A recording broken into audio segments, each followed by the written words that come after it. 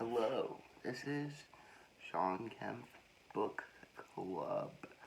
So, first, we are going to be reading Fallout.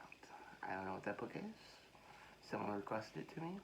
So we're going to read two chapters of it, and then save the rest for the next day. Let's get into this. Fallout by S.A. Bowden. The truth is rarely pure and never simple. Oscar Wilde. 1. The stale air in the overheated bedroom at YK Industries made my red silk tie feel tight. Way too tight, by the way. With trembling fingers, I tried to loosen the nose slowly, strangling me. Finally, I yanked hard enough to release the knot, and then just let the tie hang there as I sucked in a breath. Sitting next to me on one side of the long oak table was my twin brother, Eddie. Like me, he wore a black blazer and a white button-down shirt. But his tie was blue. He got his haircut about the same length as mine, but gel made his stand straight up. So at least we didn't look as identical as we could have.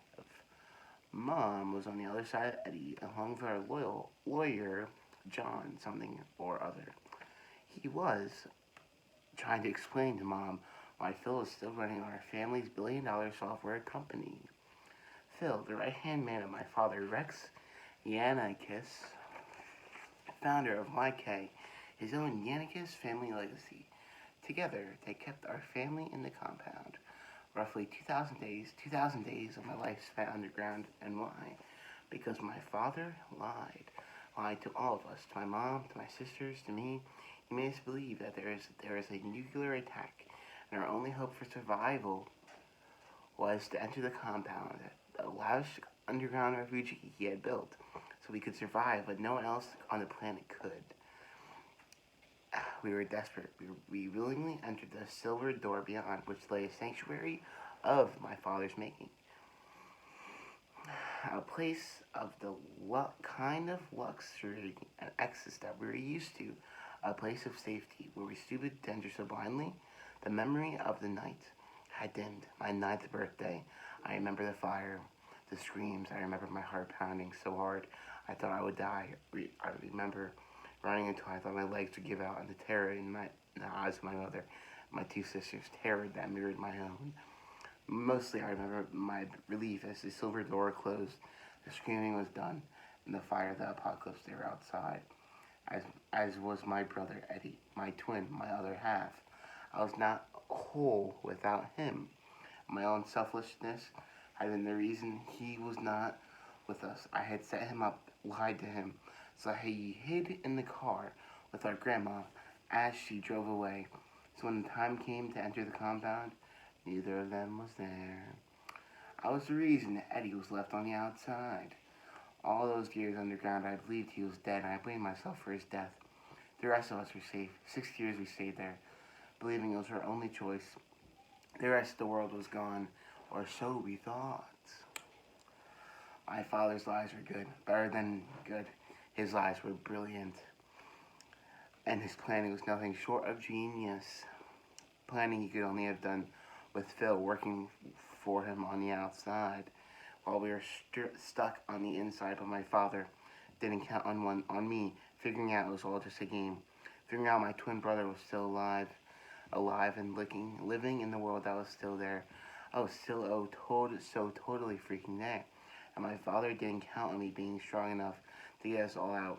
My mother, my little sister, Reese, my older sister, Lexi, and the ones born inside. The supplements, 4-year-old Lucas, 2-year-old Kara, and Quinn, nearly 1 year old. Crazy, right?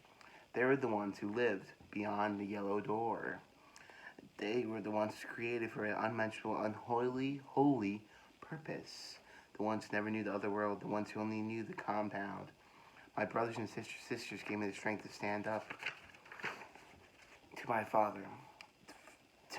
Find the code that opened the door and get us all out.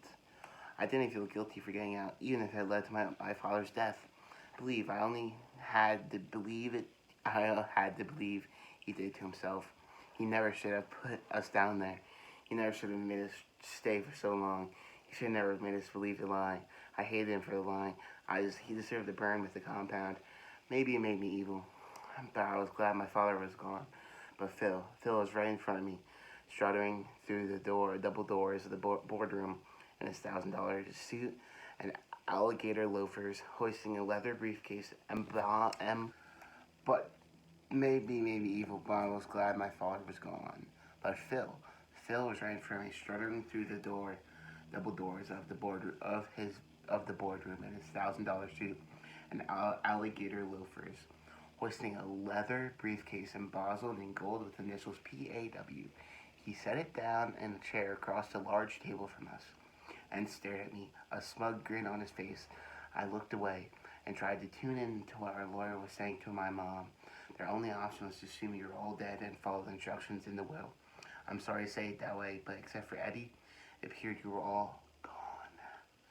So Rex Willows instructed that Phil remain CEO until Eddie turned 25. But I'm not dead, obviously. Neither is Ellie. We're here, Mom said. She glared across the table at Phil, and he needs to go. The lawyer cleared his throat. Obviously, the judge will have to revisit the will and Rex's instruction now in the event of his death. Eddie asked, how does it change things? Is Phil still in charge? He looked across the room at Phil, but my twin's gaze was soft, his forehead unlined. Apparently, he didn't harbor the amnesty I did. The lawyer lowered his forehead. Well, Mom frowned. What? The lawyer said. It doesn't change much. I sat up straighter, causing the leather chair to creak. How can that be? My mom is still here. The lawyer shook his head. Rex didn't name your mother to run the company. He named you boys once you turned 25. Mom asked, so why did you write my name to run until you turned 25? The lawyer looked across the room and I felt Mr. Whittaker. After what he did, Mom slammed her hand on the table. No! The door opened and a tall, bald man in a gray suit entered the room. He shook his hands with a large lawyer, then turned to Mom. Mr. and Mrs. Yannikis, I'm Henry Dodge, Mr. Whittaker's lawyer. He smiled at Eddie and me. Eddie smiled back. I sure didn't. Dodge took a seat beside his client and opened a folder, handed us a sheath of papers. This is your Rex will, which I'm sure your lawyer has showed you, Mrs. Yannikis. It clearly states that. Mom jumped out of her seat and yelled at Phil. After what you did, you should be in jail. Now running my husband's company. Phil held up his hands in a gesture of submission. It's what Rex wanted. I'm simply following his wishes. Mom sat down and looked at our lawyer. How do we fix this? How do we get rid of him? Can we contest the will? There are only a few circumstances in which will can be contested. Our lawyer lifted and lowered a shoulder. We would have to prove Rex was mentally incapacitated when he made the will, or that he didn't sign the will, or that the will doesn't meet the state requirements. I joined my fingers on the table. Let me guess, none of these circumstances apply? Phil said, really, kid? He shook his head a little. His mouth turned up at the corners. You think your dad didn't know how to dot his I's and cross his T's? Mom ignored Phil and turned to her lawyer. What if we proved Mr. Whittaker was complicit in keeping us prisoner for 6 years? Her lawyer nodded. That would certainly. Phil interrupted. You got no proof of anything. I stood up and practically leaped across the table. You were there with the helicopter. He smiled and tilted his head a little bit. I was there to rescue you. After 6 years I softened, you were a little late. Eddie pulled on my arm to get me to sit back down. Mom pointed at Phil. One way or another, I will get you out of here. Phil leaned back and crossed his arms. I'm not going anywhere. Mom shoved away from the table and headed for Phil, who jumped to his feet. I followed Eddie, who quickly grabbed her arm and said, Mom, we'll figure this out. Just calm down. Phil turned to his lawyer. I have to get back to work. He looked my way, a smirk on his face. I have a company to run. In an instant, I had a finger in his face. This isn't over. Really, Phil shook his head, I think. Dodge pulled him away, and then they huddled together, heads down, their backs to me.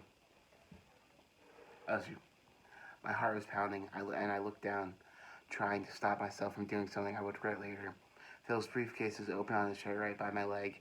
A flash drive sat on top of a few folders. Without thinking, I reached in and closed my fingers around it, slipped it in my pocket, and then I backed away. and stood beside Mom and Eddie. Let's get out of here. And I glared at Phil one more time before we left the room. Out in the hallway, Mom turned to our lawyer and said, I want him gone. Her jaw clenched and her eyes grew darker, one way or another. I never seen that look in her eyes before. The limo ride home was quiet and uneventful, thanks to our recent move to Mercer Island in the middle of Lake Washington. After spending a few weeks at Graham's in Hawaii, we had flown down to Seattle, arriving one night at a private airfield near YK and then pillowing in the two big SUVs as we neared our mansion. The roads swarmed with new vans and satellite dishes and reporters. Fortunately, the windows of the vehicles were tinted. That didn't stop cameras from flashing. It took forever to get through the gates and onto our driveway. The second I'd opened the car door, our chocolate lab, Coco, jumped out and ran around to the back, probably wanting to see if her doghouse was still there. Inside, our housekeeper, Alice, had been waiting for us ever since we got out of the compound. She's been getting the mansion ready for us and our extra siblings. Reese went to her old room, leaving Eddie and Lexi and I to help get the little ones ready for bed.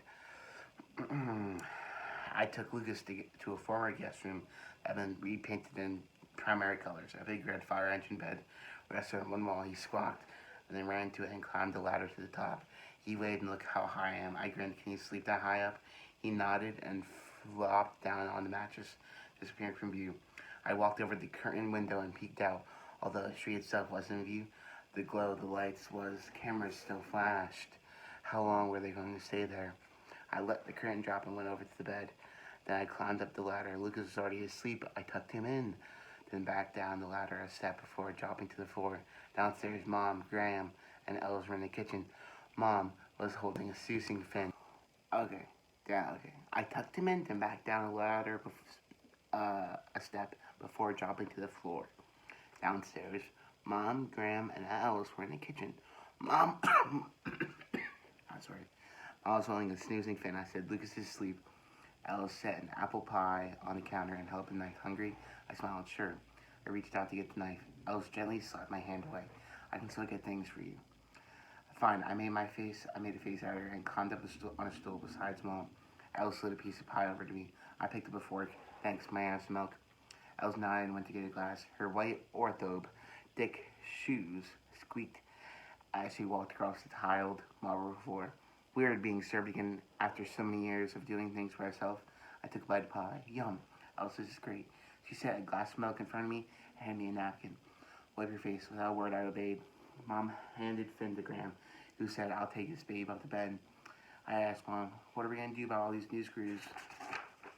She shrugged. We'll deal with it tomorrow. Those first 2 days being home in our mansion was surreal.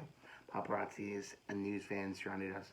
Our home wasn't visible from the street where they camped out, but helicopters could fly overhead. We didn't dare go outside, not even take Coco for a walk. One day I stopped by an upstairs window that looked out over the pool, the basketball court, wishing I could go out there. Beyond the basketball court, something new has been built. I couldn't tell what it is, but I saw a lot of concrete. Did it really matter? Being cooped up all those years, I was once again denied the converted freedom of the outdoors. After 2 days of virtual house arrest, the Black helicopter came one night and took us to the office. There, we switched to several white windowless vans, those which secretly transported all of us to a new home on Mercer Island. Bought under a name that we never traced to us. Upon our mansion, the new house was still huge, 7 bedrooms, 6.5 baths, on over an acre of a lakeshore property. Next door to a home which was even bigger, with even more security than ours, which meant we had a pretty good chance of not sticking out, at least for a while. My room had a massive bank of windows looking out on the Lake Washington, in front of them was a state-of-the-art treadmill, which I ran on every morning, running outside, which had been better, but we had tried that. Once our security forces had been all hired for their bulk, not their stamina, and those guys can keep up with me for more than a mile. Coco followed me to my room, which I inserted the stolen flash drive, initials PAW, etched on side into my desktop computer. Of course, I also had a new YK tablet, which made my old laptop in the compound seem laughable. But I found myself using the desktop most of the time. The list of files on the flash drive popped up, and I hoped one of them had something that would shed light on Phil's connection to my dad and the compound. But as I opened the first several files, everything appeared to be legitimate. business, schematics of products, meeting notes, schedules. After about an hour, I couldn't stop yawning. I rubbed my eyes, ejected flash drive, and put it in my desk drawer. Coco had been curled up at my feet. But when she felt me stir, she sat up and put her head on my lap as I petted her. I realized I would have to figure out another way to get Phil out of the company, also out of my life. So, that has been the first chapter of Sean Kemp's Book Club. Be sure to tune in next time. Peace out.